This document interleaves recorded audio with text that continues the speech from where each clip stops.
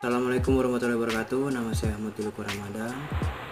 Saya Ari Ramadan. Nama saya Rahmatullah Al-Aziz.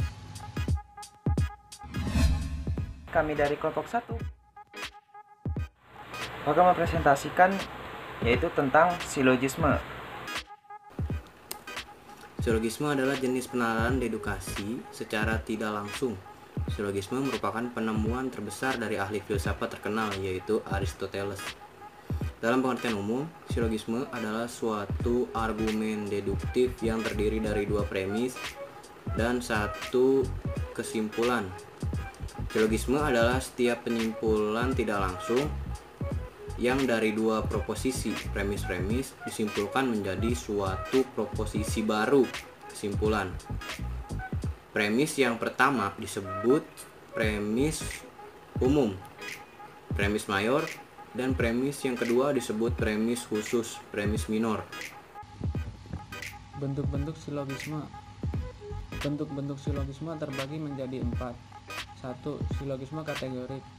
Silogisme kategorik adalah silogisme yang semua posisinya merupakan proposi kategorik.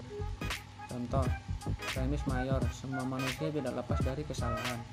Premis minor, semua cendekiawan adalah manusia. Konklusi, semua cendekiawan tidak lepas dari kesalahan. Yang kedua, silogisme hipotetik. Silogisme hipotetik adalah argumen yang premis mayornya berupa proposi hipotetik, sedangkan premis minornya adalah proposi kategorik. Macam tipe silogisme hipotetik yang premis minornya mengakui bagian antecedent. Contoh, premis mayor, jika hujan saya naik becak. Premis minor, sekarang hujan. Konklusi, jadi saya naik becak. Silogisme deduktif adalah silogisme di mana premis mayor maupun minornya baik satu maupun keduanya merupakan keputusan deduktif. Contoh, premis mayor, kamu atau saya yang pergi. Premis minor, kamu tidak pergi. Konklusi, maka sayalah yang pergi. 4. Silogisme konjuktif adalah silogisme yang premis mayor berbentuk suatu proposi konjungtif. Contoh, premis mayor, tidak ada orang yang membaca dan tidur dalam waktu bersamaan. Premis minor, Sartono tidur. Konklusi, maka ia tidak membaca.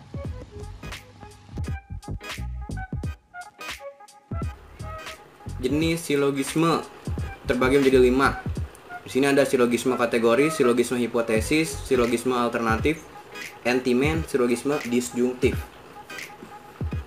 Silogisme kategoris adalah silogisme yang terdiri dari 3 proposisi premis kategoris. Silogisme hipotesis adalah silogisme yang premis mayornya berupa keputusan hipotesis dan premis minornya merupakan pernyataan kategoris. Silogisme alternatif adalah silogisme yang premis mayornya premis alternatif, premis minornya membenarkan salah satu alternatifnya, dan kesimpulannya menolak alternatif lain.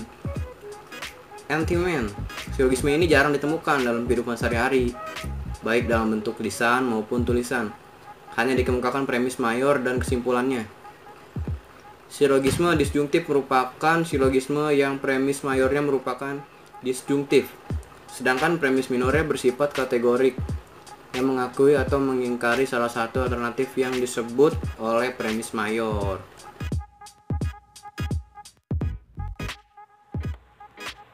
Struktur silogisme. Struktur silogisme yang pertama itu adalah bagian pertama adalah struktur silogisme. Di bagian pertama adalah keputusan pertama yang biasanya disebut premis mayor. Premis mempunyai arti kalimat yang dijadikan dasar penarikan kesimpulan. Mayor artinya besar, premis mayor artinya pangkal pikir yang mengandung term mayor dari silogisme itu, di mana nantinya akan muncul menjadi predikat dalam konklusi ataupun kesimpulan. Bagian kedua adalah keputusan kedua yang umumnya disebut sebagai premis minor.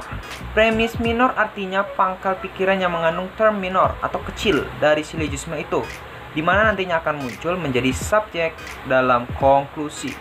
Yang ketiga itu bagian ketiga adalah bagian-bagian yang sama dalam kedua keputusan tersebut, yang biasanya disebut medium atau term menengah, middle term, karena ia terdapat pada kedua premis, mayor dan minor. maka bertindak sebagai penghubung atau medium antara keduanya, tetapi tidak muncul dalam konklusi. Yang keempat adalah bagian keempat. Keputusan ketiga yang disebut konklusi atau kesimpulan adalah merupakan keputusan baru dari dua keputusan sebelumnya yang mengatakan bahwa apa yang benar dalam mayor juga benar dalam term minor. Silogisme adalah proses logis yang terdiri dari tiga bagian. Dua bagian pertama merupakan premis-premis atau pangkal tolak penalaran deduktif silogistik. Sedangkan bagian ketiga merupakan perumusan hubungan yang terdapat antara kedua bagian pertama melalui pertolongan term penengah atau bisa disebut M. Bagian ketiga ini disebut juga kesimpulan yang berupa pengetahuan baru, consequence. Macam-macam silogisme dibagi menjadi 4, yaitu silogisme kategoris, hipotesis, disjuntif, dan dilema. Struktur silogisme terbagi menjadi 4, yaitu premis mayor, premis minor, term, menengah, dan konklusi ataupun kesimpulan. Bentuk-bentuk silogisme terbagi menjadi 4 bentuk.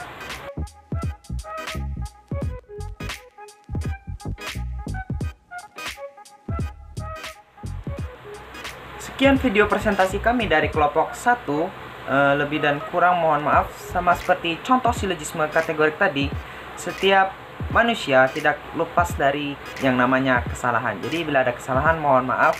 Dan jangan lupa like juga komen ya. Terima kasih. Assalamualaikum warahmatullahi wabarakatuh.